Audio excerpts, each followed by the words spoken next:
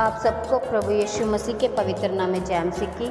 मैं परमेश्वर का धन्यवाद करती हूँ जिसने हमें पिछले समय से लेकर अब तक संभाला और आज हमें ये समय दिया कि हम परमेश्वर के वचन में से कुछ बातों को सीख सकें।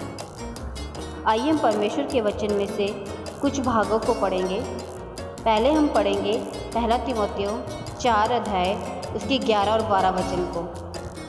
वचन में इस प्रकार लिखा है, इन बातों की आज्ञा कर और सीखता रह कि कोई तेरी जवानी को तुच्छ समझने ना पाए, पर वचन और चाल चलन और प्रेम और विश्वास और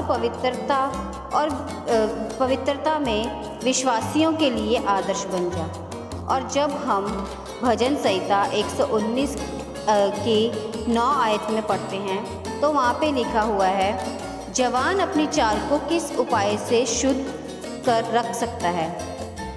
आज हम जो वचन सीखने के लिए जा रहे हैं, हमारा विषय है जवान अपनी चाल को किस उपाय से शुद्ध रख सकता है। हमारे सामने यह एक सवाल है, जवान अपनी चाल को किस उपाय से शुद्ध रख सकता है। इसके लिए हम परमेश्वर के वचन में से कुछ बातों को सीखेंगे। पहली बात, हम भजन संहिता 119 अध्याय की 9 आयत के बी पार्ट में पढ़ते हैं तो वहाँ पे लिखा हुआ है, तेरे वचन के अनुसार सावधान रहने से। पहली बात कि जवान अपनी चाल को किस उपाय से शुद्ध रख सकता है।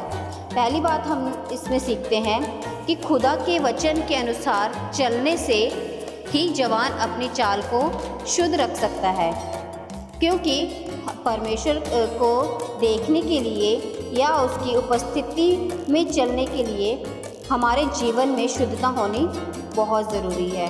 क्योंकि मत्ती 5 की 8 में लिखा है, धन्य है वे जो मन के शुद्ध है, क्योंकि वे परमेश्वर को देखने पाएंगे।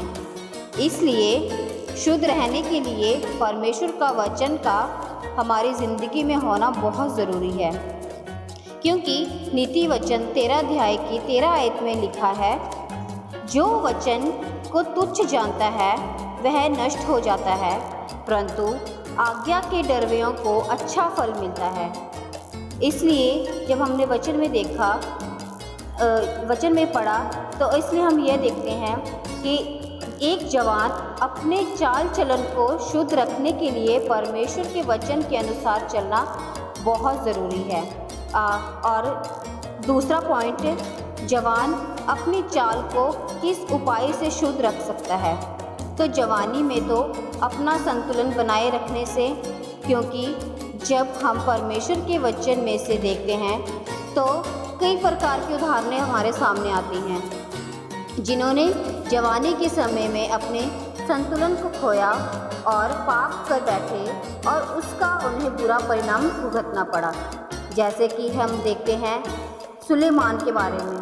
सुलेमान एक बहुत ही बुद्धिमान व्यक्ति था, लेकिन वह भी जवानी के समय अपना संतुलन ना बनाए रखने के कारण पाप में पड़ गया और उसे बहुत बुरा परिणाम भुगतना पड़ा। और दूसरी बात हम देखते हैं लूका 15 अध्याय में उसके वहाँ पे उड़ाऊ पुत्र के बारे में हम देखते हैं। उसने भी अपनी जवानी के समय में अपनी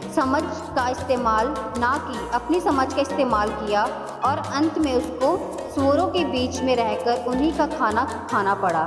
और तीसरी बात हम देखते हैं, हम शिमशोन के जीवन के बारे में देखते हैं। शिमशोन भी उसने भी एक वैश्या के साथ संगति करके अपने नाज़िर की मन्नत को खो दिया। और हम दाऊद के जीवन के बारे में भी देखते हैं कि उसने व्यभिचार में फंसकर अपने जीवन में से परमेश्वर की आत्मा को खो दिया। इसलिए जवानी के समय में हमें अपना संतुलन बनाए रखने की ज़रूरत है, जैसे कि हम अपने चाल चलन को शुद्ध रख सकें और परमेश्वर की उपस्थिति में बने रहें। और तीसरे पॉइंट में हम देखते हैं कि जवान अपनी चाल को किस उपाय से शुद्ध रख सकता है। तो वचन के अनुसार हम देखते हैं कि शिक्षा पाने में प्रीति रखने से भी एक जवान अपनी चाल को शुद्ध रख सकता है।